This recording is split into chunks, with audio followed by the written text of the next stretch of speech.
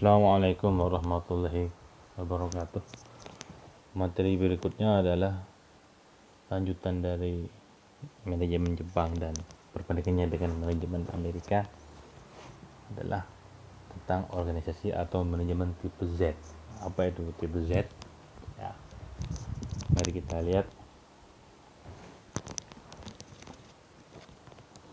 pendahuluan. Jadi pada intinya tipe Z ini adalah perpaduan antara manajemen Jepang dan manajemen Amerika. Manajemen Jepang disebut teori J, manajemen Amerika disebut teori A, dipadukan maka muncullah teori Z. Nah, jadi itu pada intinya. Pengalaman, ya, dari pengalaman yang ada, ya, perusahaan Amerika yang dipimpin oleh orang Jepang di Jepang, perusahaan Jepang yang dipimpin oleh orang Jepang di Amerika mengalami kesuksesan dibandingkan dengan perusahaan Amerika yang dipimpin oleh orang Amerika di Jepang. Jadi begini. Jadi ketika ada perusahaan Amerika di Jepang dipimpin oleh orang Jepang dan perusahaan Jepang di Amerika dipimpin oleh orang Jepang, ketika pemimpinnya sama-sama orang Jepang, itu lebih sukses daripada perusahaan Amerika yang dipimpin oleh orang Amerika, atau perusahaan Amerika yang ada di Jepang yang dipimpin oleh orang Amerika. Nah, jadi ketika itu yang mengelola, yang memanage orang Jepang, itu selalu lebih bagus perkembangannya di antara yang dikelola oleh orang Amerika sendiri. Sehingga orang Amerika di sini penasaran, kenapa? Hal ini mendorong orang Amerika untuk mengadopsi sistem manajemen yang diterapkan oleh orang Jepang, karena ternyata mampu menjawab tantangan dunia. Ya, jadi manajemen Jepang, perusahaan-perusahaan Jepang yang dimanage dengan ilmu manajemen dan organisasi Jepang itu terbukti sekarang itu mampu menjawab tantangan dunia. Ya, seperti yang saya sampaikan,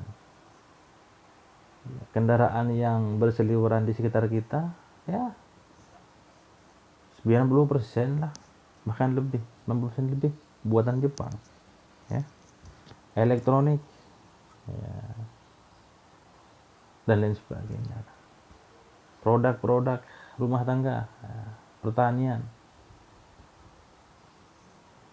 sebagian besar keluaran Jepang, made in Jepang, buatan Jepang. Lalu dengan melihat pengalaman tersebut, maka Amerika membuat langkah-langkah mengadopsi manajemen Jepang teori J dan mengkombinasikannya dengan sistem Amerika. Berubahlah teori A, teori Amerika, menjadi teori Z. Ya, teori Z, perpaduan antara teori A dengan teori J, Jepang. Secara berangsur-angsur perusahaan Amerika mulai menerapkan teori Z ke dalam perusahaannya. Ternyata teori ini cocok untuk masyarakat Amerika.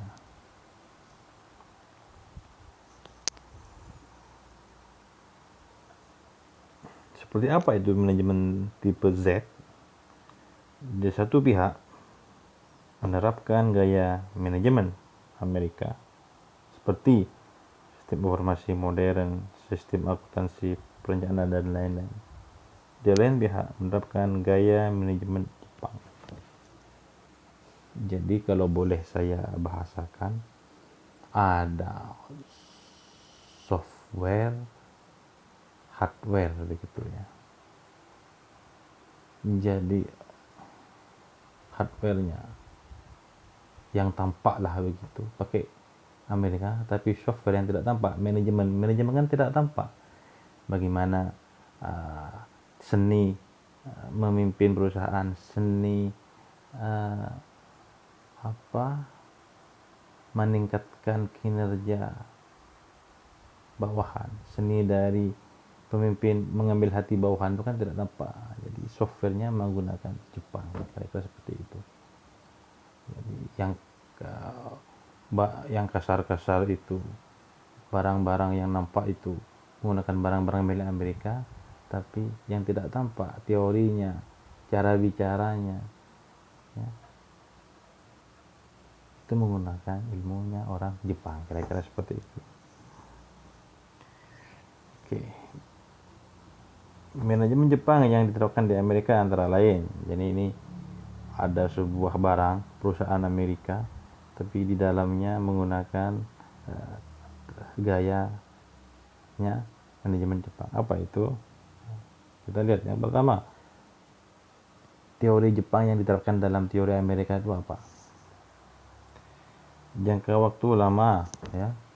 Jadi jangka waktu lama dalam mengevaluasi dan mempromosikan karyawan.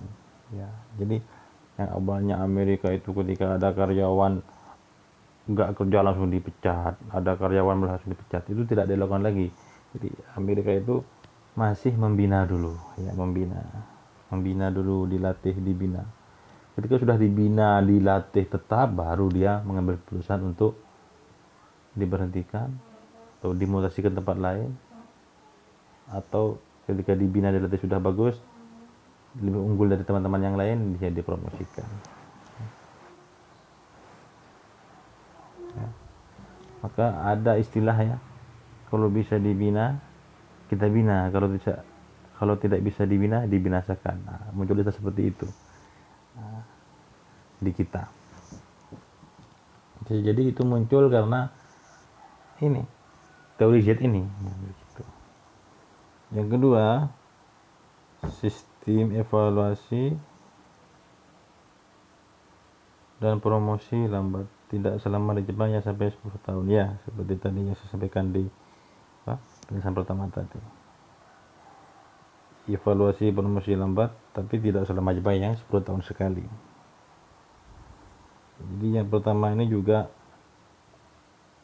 kalau di Jepang itu seumur hidup, ya, begitu masuk perusahaan harus sampai 50 tahun, tapi kalau di Amerika tidak. Dan di Amerika ini, ya, kalau di Jepang tadi ketika ada karyawan bekas bekerja di perusahaan lain, dia melamar di perusahaan baru, jelas tidak terima. Tapi kalau di Amerika tidak dilihat dulu. Misalnya itu ada karyawan yang dipecat, dilihat dulu dipecatnya karena apa. Karena memang kesalahan karyawannya, ya sulit untuk diterima. Tapi kalau itu ternyata dipecat karena sikap dari perusahaan yang sewenang-wenang, masih bisa kemungkinan untuk diterima. Yang ketiga, pengambilan keputusan berdasarkan konsensus dan partisipasi. Ya, di Amerika yang awalnya itu pengambilan keputusan itu adalah oleh pejabat teras, sedangkan di Jepang itu dirembuk seluruhnya. Nah, di Amerika, di teori Z ini dipadukan. Jadi, tapi keputusannya tetap di tangan teratas, tapi dia menerima ide dari bawah. Nah, kalau sebelumnya dia tidak menerima ide dari bawah, cukup pejabat teras, tapi yang ini menerima ide dari bawah. Ditanya itu semua karyawan itu masalahnya tuh di bidang apa, ditanya di bidang bersangkutan, dari karyawan paling bawah sampai kepala bidangnya ditanya apa masalahnya, dicatat masalahnya apa, solusi dari karyawan apa, solusi dari bawah apa, itu dibawa ke meja rapat pejabat teras dan itu dipertimbangkan. Jadi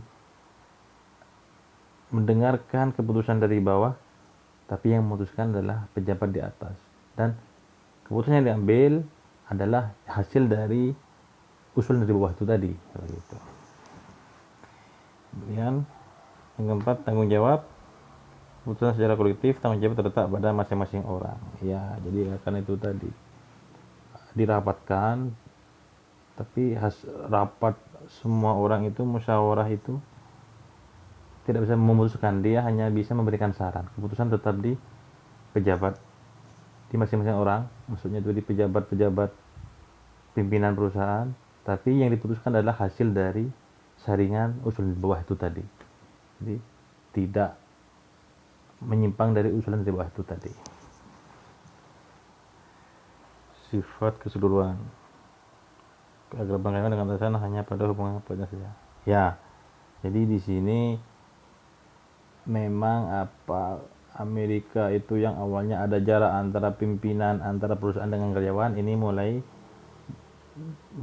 encer, mulai berbaur lah ya. Jadi karyawan itu mulai dekat dengan pimpinan mulai berbaur dengan bawahan, dijadikan berusaha untuk mewujudkan perusahaan itu sebagai keluarga ya, diajak rekreasi, dikasih bonus ya sekali-kali begitu, tapi tidak sampai keluar pekerjaan, hanya sebatas pekerjaan. Kalau di Jepang tadi kan orang tuanya karyawan juga diperhatikan, tapi kalau di Amerika tidak gitu ya, tidak ya, cukup karyawan itu saja begitu, cukup di lingkungan pekerjaan, tidak sampai keluar ya. Jadi sudah mendingan dengan adopsi manajemen Jepang ini. Manajemen di Amerika sudah agak mendingan, sudah lebih encer, sudah lebih fair begitu. Yang keenam, persamaan hak, egalitarianisme ya. Pengawasan ya, pengawasan mulai jadi pengawasan itu berjenjang. Jadi pengawasnya itu lebih ramah. Dan yang kedua, pengawasan itu berjenjang. Jadi yang awalnya pengawasan itu langsung dari atas, sehingga yang dari atas itu langsung sudah ke bawah, langsung marah-marah segala macam. Tapi di sini pengawasannya itu lebih longgar begitu, berjenjang. Jadi di tingkat bawah dibuat koordinator ya, di situ sekaligus mengawasi. Di atasnya ada pengawas. Jadi pemimpin paling atas itu dia langsung mengawasi ke bawah begitu ya. Dia menerima laporan dari beberapa pengawas di bawahannya, dan lebih longgar pengawasannya, karena cenderung begini, kalau terlalu kuat pengawasan itu membuat karyawan itu semakin kaku, bekerja dengan penuh ketakutan. Ketika orang bekerja dengan penuh ketakutan, tidak happy, dia bekerjanya karena tekanan dan hasilnya kurang bagus, karena itu ada tekanan. Tapi inilah dibuat lebih longgar begitu. Dan ketika bekerjanya sudah bagus, maka pengawasan tidak dilakukan. Jadi ketika dalam sebuah bidang pekerjaan di sebuah perusahaan, semua karyawan sudah bekerjanya bagus, sesuai aturan, sesuai on the track begitu ya, pengawas di sini hanya mengawasi dari jauh, tidak terus memberitahu setiap hari. Jadi dia dibiarkan begitu, seolah-olah tidak ada pengawas, karena kerjanya sudah bagus begitu. Jadi selama setahun kerjanya bagus, nggak ada yang keliru, ya pengawas diam di sini, nggak bekerja, nggak negur, nggak apa. Ketika ada baru negur, itu pun negurnya sedikit-sedikit. Intinya tidak langsung memecat begitu. Ketika ada karyawan nakal, nggak langsung dipecat. Kira-kira begitulah apa secara jelasnya. Dibina dulu itu tadi ya. Jadi saling keterkaitan. Itu tadi bentuk model teori Z merupakan perpaduan antara model manajemen Amerika dan model manajemen Jepang, dan model ini diterapkan di Amerika. Langkah-langkah dari tipe A ke tipe Z. Jadi ini adalah langkah-langkah untuk memasukkan manajemen Jepang ke dalam manajemen Amerika, atau langkah-langkah untuk mengadaptasikan manajemen A dengan manajemen Jepang, manajemen J begitu. Jadi sorry. Langkah-langkah dari tipe A ke tipe J. Jadi langkah-langkah untuk memasukkan manajemen Jepang ke manajemen Amerika sehingga berkombinasi dan berubah menjadi manajemen Z gitu. Ini langkah-langkahnya. Dipahami dulu apa itu maksud dari teori Z ya. Periksa filsafat perusahaan. Jadi kira-kira perusahaan ini kalau diterapkan manajemen Z, kalau cara-cara manajemen Jepang diterapkan dalam perusahaan ini, kira-kira perusahaan ini sesuai nggak dengan perusahaan ini, dilihat dulu gitu. Kalau memang itu perusahaan itu harus tegas, misalnya perusahaan pabrik senjata umpama, jadi pabrik senjata itu kan harus hati-hati, karena salah sedikit bisa meledak di pabriknya senjata tersebut. Nah itu mungkin hal seperti itu tidak cocok dengan manajemen Jepang yang lebih luas, karena pabrik senjata itu harus serba diawasi dengan ketat dan segala macam. Mungkin itu tidak bisa mungkin, jadi seperti itu. melibatkan diri dalam pemilihan perusahaan. Jadi ini semua langkah-langkah untuk mewujudkan tipe Z di manajemen tipe A, atau langkah-langkah yang untuk melonggarkan tipe A agar berubah menjadi lebih longgar menjadi tipe Z. Ini langkah-langkahnya ada 13 langkah ya. Itu kalau ada yang kurang paham bisa ditanyakan ya, bisa di komen video ini di grup. Terima kasih. Itu yang dapat disampaikan. Assalamualaikum warahmatullahi wabarakatuh.